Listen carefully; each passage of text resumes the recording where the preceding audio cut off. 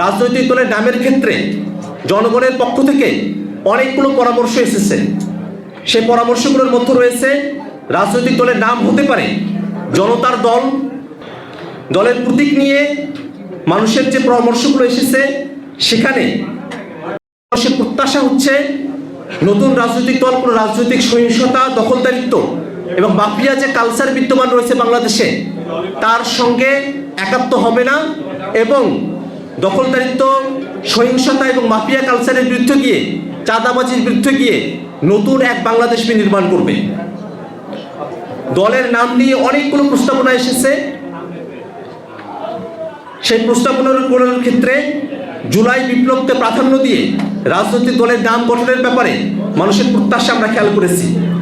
বাংলাদেশের ইতিহাস ও সংস্কৃতির সঙ্গে সংযুক্ত নামের কথা এসেছে।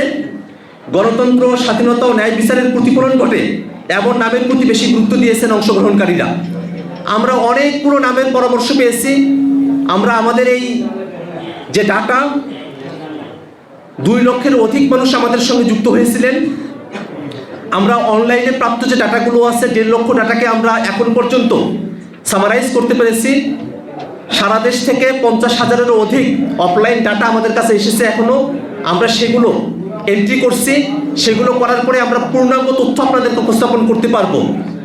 বর্তমানে আমাদের কাছে যে তথ্যগুলো এসেছে সেখানে রাজনৈতিক দলের নামের ক্ষেত্রে জনগণের পক্ষ থেকে অনেকগুলো পরামর্শ এসেছে।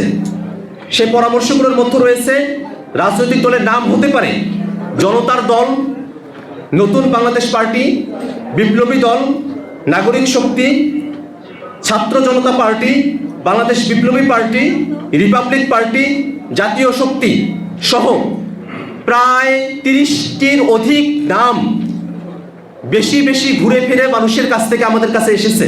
আমরা এই নামগুলো পর্যালোচনা করছি এবং আমরা আমাদের আত্মপ্রকাশের আগেই আমরা আশাবাদী যে আমরা আপনাদেরকে ঠিক কোন নামটা আমরা গ্রহণ করছি সে নামটা আপনাদেরকে জানাতে পারবো। দলের প্রতীক নিয়ে মানুষের যে পরামর্শগুলো এসেছে সেখানে জনগণের আকাঙ্ক্ষার প্রতিফলন যাতে থাকে প্রতীকের মধ্যে তেমন একটি পরামর্শ এসেছে। সংগ্রাম, উন্নয়ন ও ঐক্যের প্রতীক। UFTCL এর সাথে ইনভেস্টমেন্ট এখন আরো ইজি। আমাদের নিজস্ব ট্রেডিং অ্যাপ UFT ফার্স্টে পাচ্ছেন শেয়ার বাজারের সম্পূর্ণ সমাধান, এনলিস্টেড কোম্পানির অ্যানালাইসিস থেকে শুরু করে রিয়েল টাইম আপডেট, সবকিছুই এখন এক প্ল্যাটফর্মে।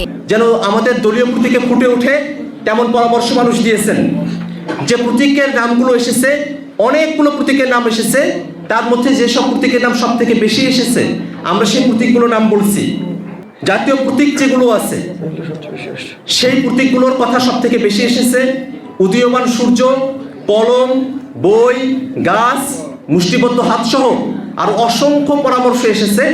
আমরা সকলের সঙ্গে আলাপ আলোচনা করে আমরা আমাদের এই যখন রাজনৈতিক দল গঠন প্রক্রিয়া শেষ হওয়ার পরে আমরা যখন নিবন্ধনের কার্যক্রমের সঙ্গে যুক্ত হব তখন আমরা ফাইনালি ঠিক করব যে আমাদের দলের প্রতীক মার্কা কি হতে পারে।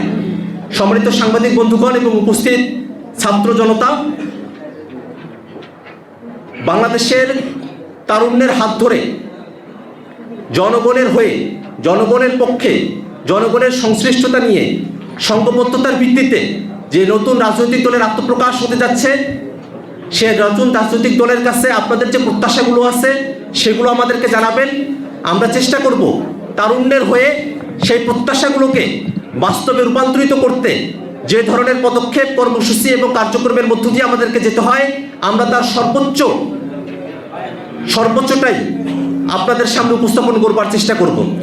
আজকের এই সংবাদ সম্মেলনে আপনার চোখে নতুন বাংলাদেশ কর্মসূচির জনমত জরিপের সারসংক্ষেপ উপস্থাপন করা হলো। আমরা আশাবাদী শীঘ্রই আমরা এই জরিপের পুঙ্খানুপুঙ্খ যে তথ্যগুলো আছে সেগুলো আপনাদের সামনে উত্থাপন করতে পারবো।